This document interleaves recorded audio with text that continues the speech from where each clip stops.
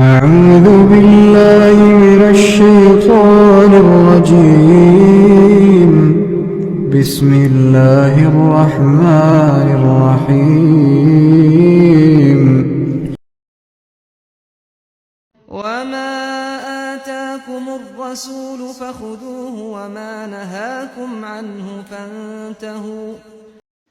بسم اللہ الرحمن الرحیم الحمد لأہلہ والصلاة لأہلہا اما بعد۔ معزز سامعین، بعض اوقات کوئی بڑی شخصیت، کوئی بڑا بزرگ، استاد محترم، پیر و مرشد تشریف لاتے ہیں تو ہم ان کے احترام میں ادباً تعظیماً کھڑے ہو جاتے ہیں۔ ہمارا یہ فعل شریعت کی روشنی میں کیسا ہے؟ تو اللہ والو،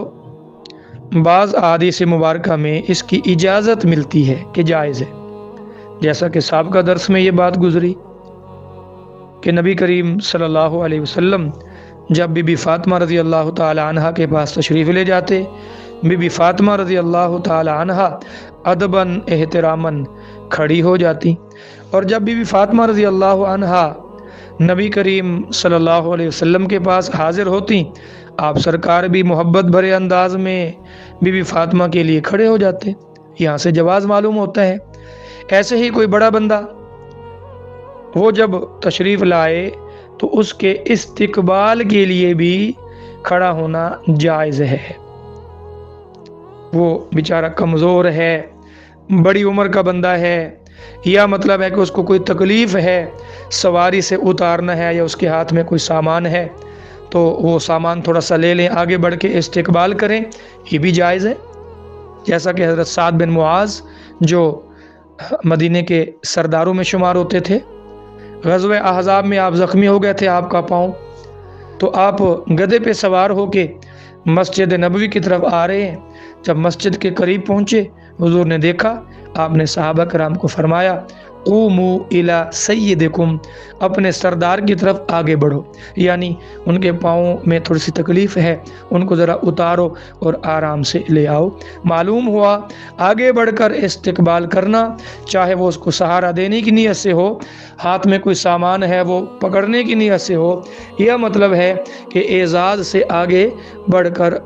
لے آنے کی صورت میں ہو تو یہ بھی جائز ہے۔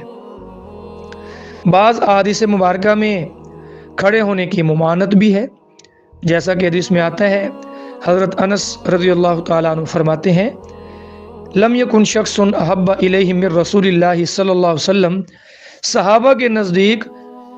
نبی کریم صلی اللہ علیہ وسلم سے زیادہ کوئی محبوب شخصیت نہ تھی۔ آپ سرکار صحابہ کو سب سے زیادہ پیارے لگتے تھے، لیکن اس کے باوجود وَقَانُوا إِذَا رَأَوْهُ لَمْ يَقُومُوا، صحابہ حضور کو جب آتا دیکھتے کھڑے نہیں ہوتے تھے کہ حضور تشریف لائے ہیں تو صحابہ کھڑے ہو جائیں، نہیں۔ وجہ کیا تھی؟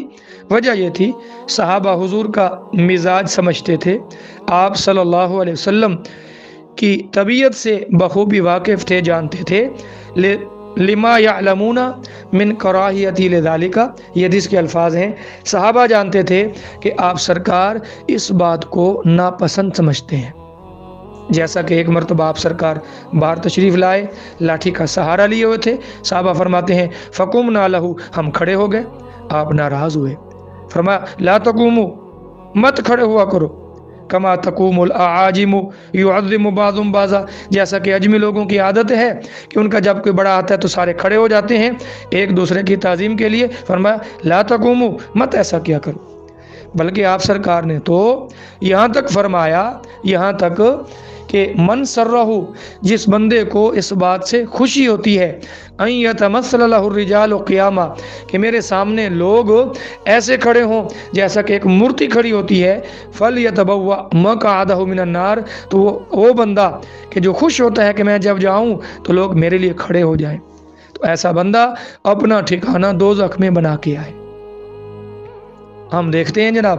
تلاوت ہو رہی ہوتی ہے، نعت خوانی، قرآن حدیث کا واز، جب کوئی بڑا خطیب آیا، کوئی بزرگ آیا، اسٹیج سیکرٹری نے یوں ایسے نعرہ لگایا اور سب لوگ کھڑے ہو گئے، وہ تلاوت درمیان میں رک گئی، اللہ کے نبی کی تعریف، نعت، قرآن حدیث کا واز رک گیا، تو معلوم ہوا کہ ہم نے اللہ کے نبی کی نعت، قرآن کی تلاوت اور قرآن حدیث کے واعظ کو جو ہے وہ ہلکا سمجھا، اور ایک بزرگ کی آمد پر ہم نے جناب سارے مجمع کو کھڑا کر دیا، سب کچھ درمیان میں رک گیا، یہ جائز نہیں ہے،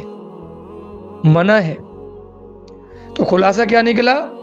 ادباً احتراماً کھڑا ہونا تو جائز ہے، لیکن اگر کوئی بندہ اس بات کو ناپسند سمجھے کہ میں جب آؤں تو تم نے کھڑے نہیں ہونا، تو اس کے لیے کھڑے نہ ہوں۔